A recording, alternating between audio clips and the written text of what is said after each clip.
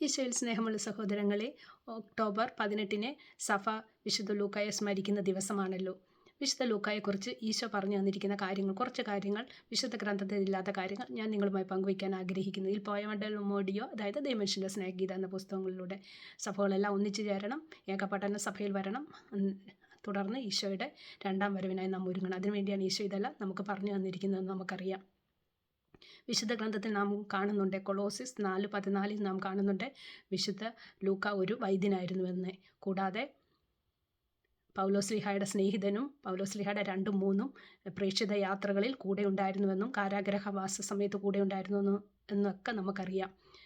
വിശുദ്ധ ലൂക്കയാണ് ലൂക്കാ സുവിശേഷവും അപ്പസ്തോല പ്രവർത്തനം എഴുതിയെന്ന് നമുക്കറിയാം. വിശുദ്ധ ലൂക്ക അന്ത്യോക്യയിലെ വിജാതീയ മാതാപിതാക്കളെ ജനിച്ചതാണെന്നും സുവിശേഷത്തിൽ നിന്ന് നമുക്കറിയാം. ഇനിയും സുവിശേഷത്തിൽ ഇല്ലാത്ത കാര്യങ്ങളിലേക്ക് നമുക്ക് പോകാം. ലൂക്കായുടെ വിളിയെക്കുറിച്ച് ഈശോ നമുക്ക് പറഞ്ഞു തന്നിട്ടുണ്ട്. ഈശോയ്ക്ക് അറിയായിരുന്നു ലോകത്തെ അന്ന് ഭരിച്ചിരുന്ന 2 വീഡിയോ ആയിട്ടാണ് ഞാനിത് ചെയ്യുന്നത്. 2 വീഡിയോ കാണണമെന്ന് കണ്ടാലേ നിങ്ങൾക്ക് മനസ്സിലാകത്തുള്ളൂ. ഈശോയ്ക്ക് അറിയാമായിരുന്നു, ഇതെല്ലാം മുൻകൂട്ടി അറിയാമായിരുന്നു. തൻ്റെ സഭ ലോകത്തെ അന്ന് ഭരിച്ചിരുന്ന റോമാ സാമ്രാജ്യത്തിൽ സ്ഥാപിക്കുവാൻ ഈശോ എല്ലാം മുൻകൂട്ടി കണ്ടിരുന്നു.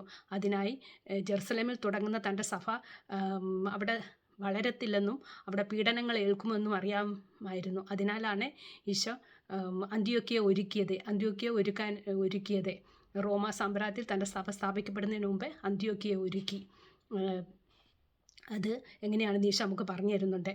അവിടേക്ക് 2 ശിഷ്യന്മാരെ ഈശോ അയക്കുന്നുണ്ട്. ബഥാനിയയിലെ സ്നേഹിതനായ ലാസറിന് അവിടെ സ്ഥലങ്ങളും നിലങ്ങളും ഉണ്ടായിരുന്നു.